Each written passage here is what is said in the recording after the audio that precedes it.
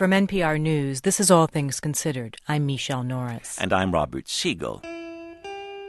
Now, a voice that will be familiar to most people in the Arab world, especially the Lebanese. She sings about a time long ago, before war, about a simple life in mountain villages, memories that remain with people scattered around the world. NPR's Jamie Tarabay has the story of the singer who goes by one name, Fairuz. She's the latest in our year-long series of 50 great voices. You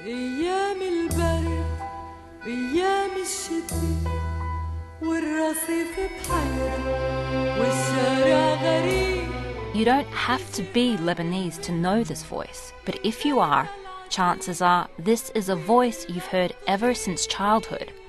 Even if you were born and raised on the other side of the world, this voice probably sang to you from LPs and tape decks in kitchens and living rooms, without ever needing to ask.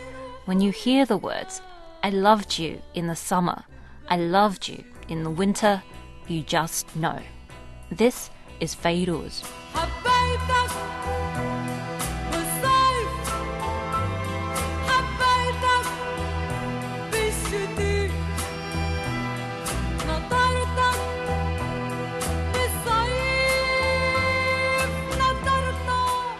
Her real name is Nihad Haddad, and she was born in 1935 in a Lebanon that was still finding its place in the Arab world. The name Fairuz means turquoise in Arabic. The man who discovered her said her voice was like a rare gem, that it worked with both Arabic and Western music. Listen here to the way she sings the word Habibi, which means my darling.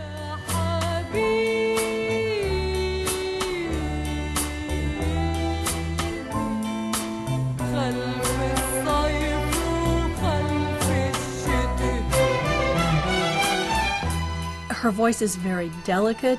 Virginia Danielson is an expert on Middle Eastern music at Harvard University. It's extremely flexible.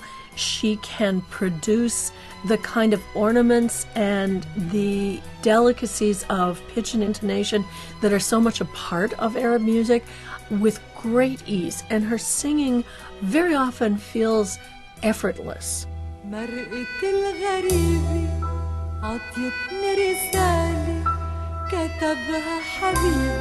Her young, light voice came onto Syrian and Lebanese radio at a time when people were used to traditional, heavy sounds of mainly Egyptian music.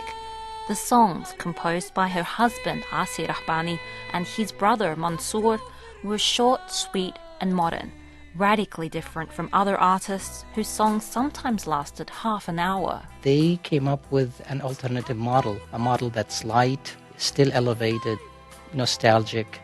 Nasser Al-Tai is Associate Professor of Musicology at the University of Tennessee.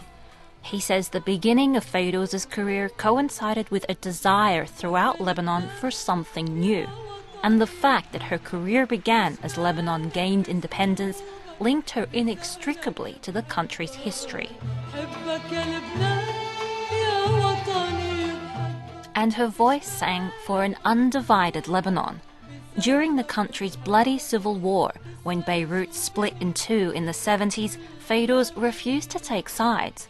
She wouldn't perform anywhere in the country and only gave concerts overseas. Her music was her political activism. One song in particular, war-weary Lebanese clung to at a desperate time. They still do.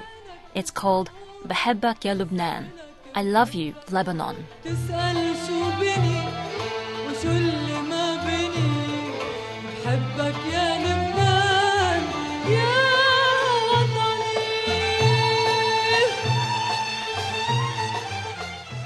She sang about a unified Lebanon, from its north to its south, from its hills to its valleys, in poverty and richness.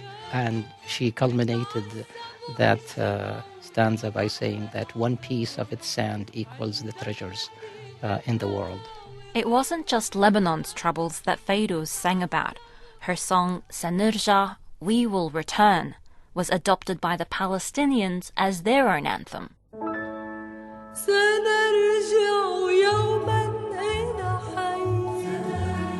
ونغرق But she wasn't always political. The theme of so many of Fairuz's songs centered on village life in the mountains of Lebanon. Songs about nightingales, drunken neighbors, the smell of jasmine, fig trees and vineyards, and crazy bus rides up steep mountains. Like Hadir al-Bosta, a song about a bus ride from the village of Hamlaya to Tanourin.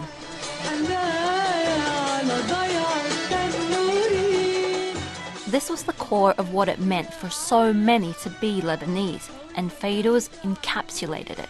And it was her voice that Lebanese took with them as they fled the war and began new lives on the other side of the world. And where they went, Fairuz went too, touring in her own style. Her concerts weren't flashy affairs with outrageous costumes. She had traditional dancers and an orchestra. And as she's done throughout her life, Fairuz relies on her voice to win her audience. That's something Bassam Sabah can speak to. He's a Lebanese musician who now runs the Arabic Orchestra in New York City. His favorite instrument is the oud, a Middle Eastern lute. His oud has accompanied Fairuz, recording albums with her and performing alongside her. He remembers teasing the diva for her seemingly aloof stage persona. Her personality, the way she was, we used to criticize her with love, that she is very serious on the stage. Her seriousness on stage is part of Fairuz's mystique. She's very conservative when she performs. The most animated she ever gets is to clap or wave her hand a little in the air to the music. But her appeal stretches to the West, fans everywhere from Paris to Vegas, who don't necessarily understand the words, but love her voice and the melodies, sell out her shows. This is Fairuz at London's Royal Festival Hall in 1986.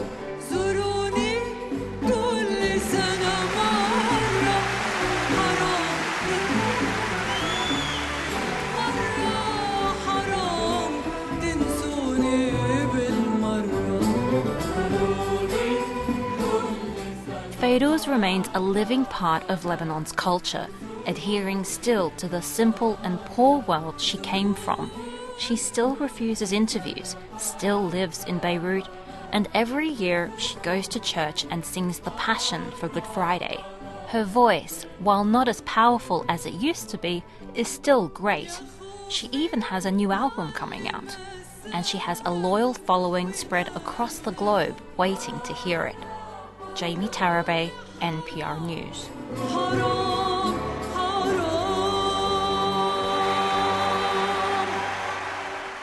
You're listening to All Things Considered from NPR News.